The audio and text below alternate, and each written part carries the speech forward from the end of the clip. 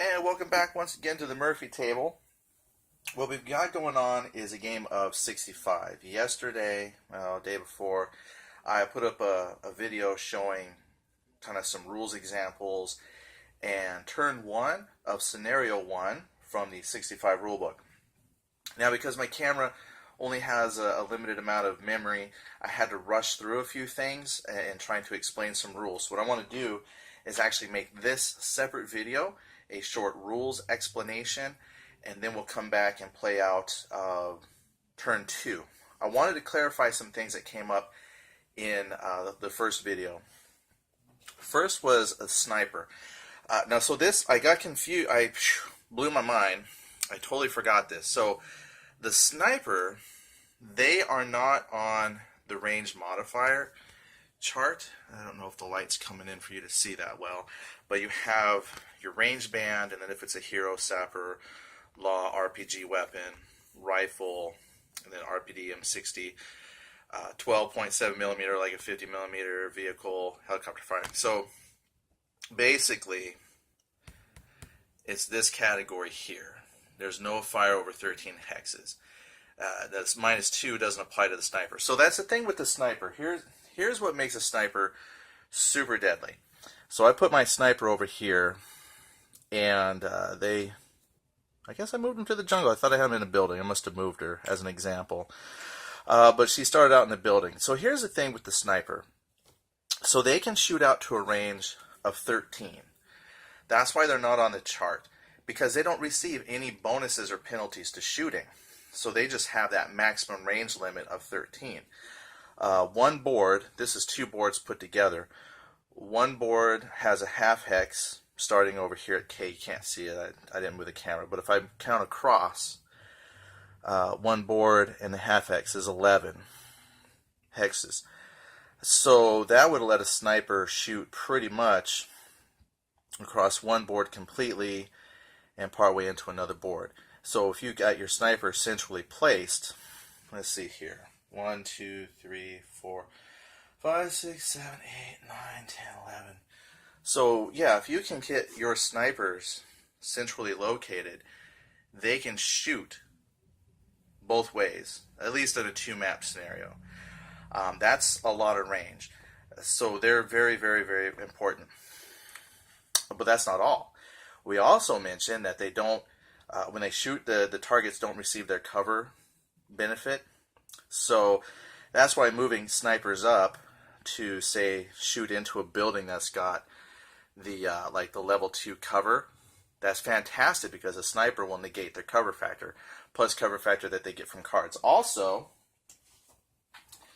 reading up on the sniper, if you have yourself a copy of the rule book, remember you can go to flyingpiggames.com, look at the living rules. I think it's still up there. I think it's up there now. But you can look at the rules. If you come to page 17, sniper, they can also fire with other units in a hex or an adjacent hex, and then they get to benefit from tactical. But what does it say here? Sniper. So they receive no range bonuses or penalties, nor do the targets receive cover factor modifiers from either terrain or cards. And it also says here, if your target is a difficult target, it does not apply if in assault combat or against snipers. So if a sniper is shooting at something, a target doesn't get their difficult target bonus either. So if a sniper shoots at a sniper, pretty much it's going to be deadly. The sniper does have a base 1 firepower. That's what the yellow firepower is. So by itself, it's not like one shot and something's gone. But what it will do is, if you hit somebody, if you use the power here, this is the kill shot power, that adds 1 to the firepower. So there's a good chance that you can shake and reduce a unit with a sniper, even if that unit is in cover. So super, super powerful, super useful. So what that means is, that's why I was moving. That means I gotta take the sniper out and move my sniper up so I can start pinging on targets that are inside these buildings, so I can start getting my objective points. The other thing too that we talked about yesterday briefly, well, I say yesterday, but last video, was the reserve movement phase. So when I started the game, I had placed some American troops up here, and I was explaining to you what reserve movement phase. Reserve movement at the end of the turn allows you to move units up, and I think I had moved them pretty far forward just to explain the importance of the reserve movement phase. But there's some more rules that you can read up on, but just for simplicity's sake, generally you get 2 movement points, so that'd be like 1 jungle hex of movement. So I was going to move my sniper and a squad unit up. Let's see, what else was there? Yeah, I just didn't want you to think, oh, why did he move those troops so far forward when they only get a couple movement points? So I just wanted to bring them back a little bit. The other thing, too, that I didn't go in detail, which I should have explained a little bit more. Sorry for the Murphy table mess here.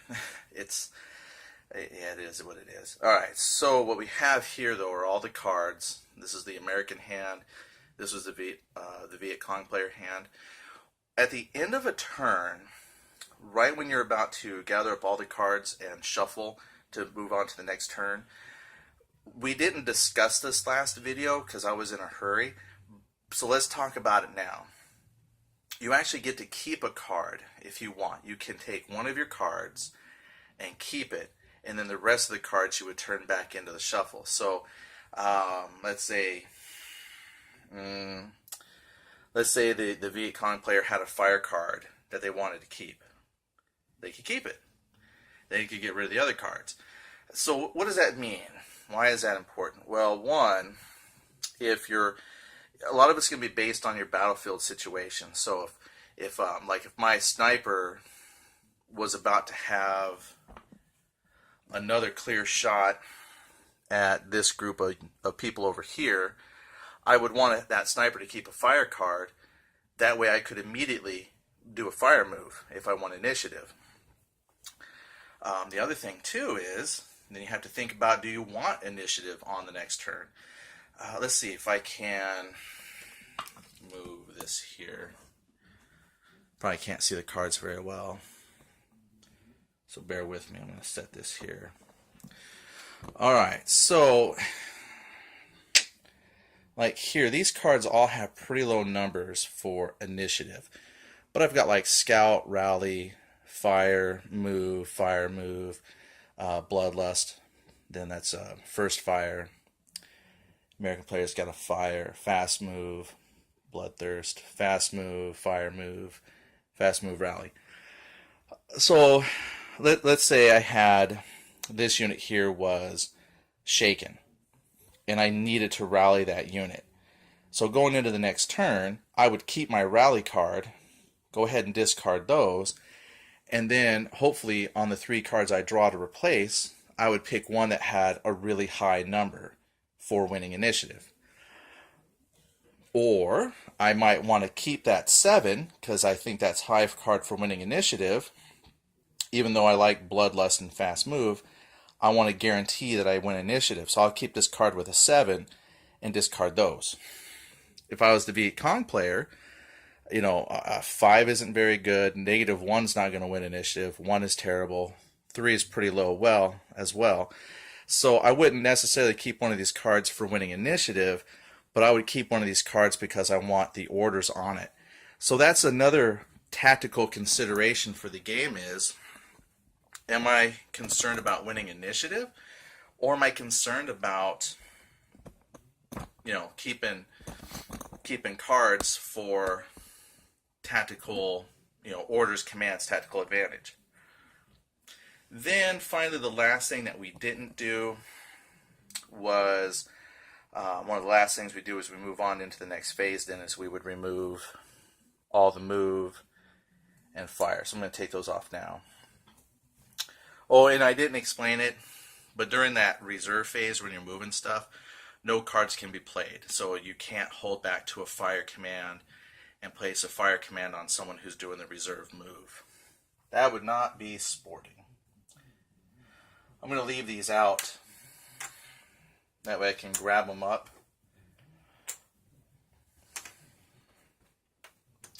Now, not so much a rule, but I think a really nice thing about the game. I know a complaint that some people have in a lot of games is where a unit will fire. Now this means this unit is done with its activations. I can't fire it again. I can't move it. It's done. But this is what Mark did. Let me show you right here. We actually have several cards in the deck. It's this right here. Come on, focus. Reload and fire. Single unit marked fire may fire again at original target. Add 1 to the HEF or accuracy. Place ops complete. There's one other one. If I can find it here. I just thought of it, so I thought I'd share that with you.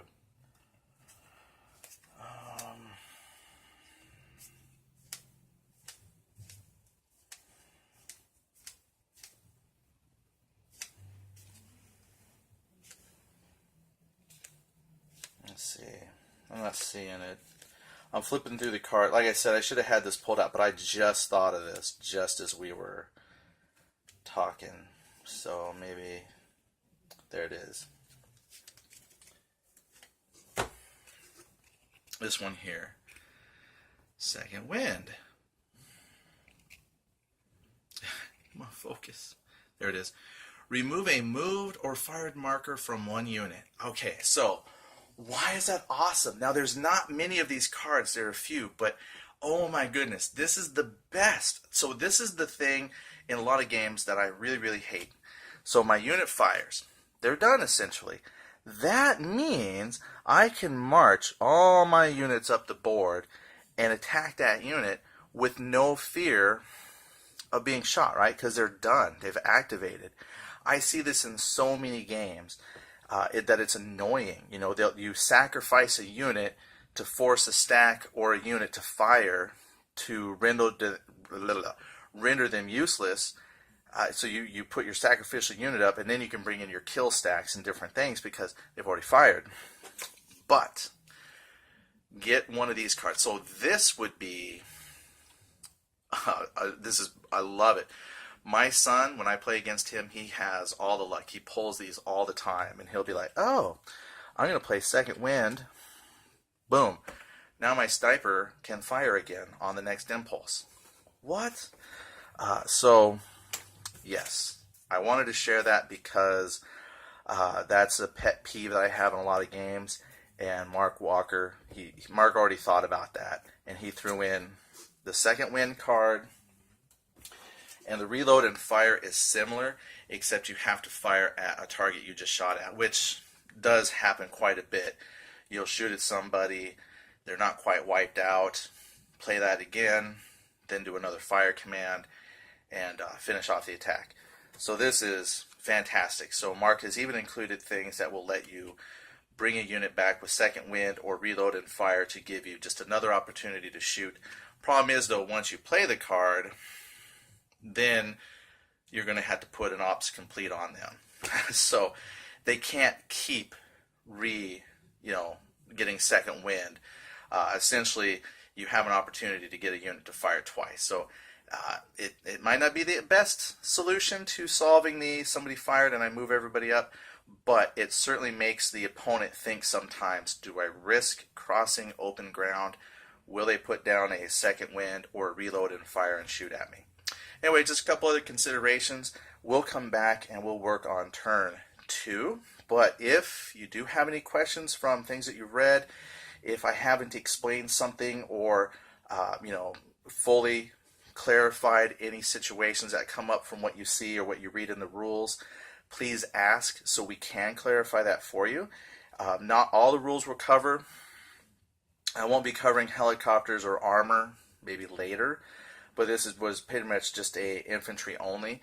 So this does give you an idea of the flow of the game and some of the basic mechanics. So let's just kind of keep it simple for now. Once the game is in everybody's hands, then hey, let's go crazy. Let's talk armor and all those other situations. So if you're asking, when is the game coming out? We're still looking at mid-January. They're on the boat, so mid-January they should be here, and then there's a certain amount of time in customs, and then we gotta actually ship them out.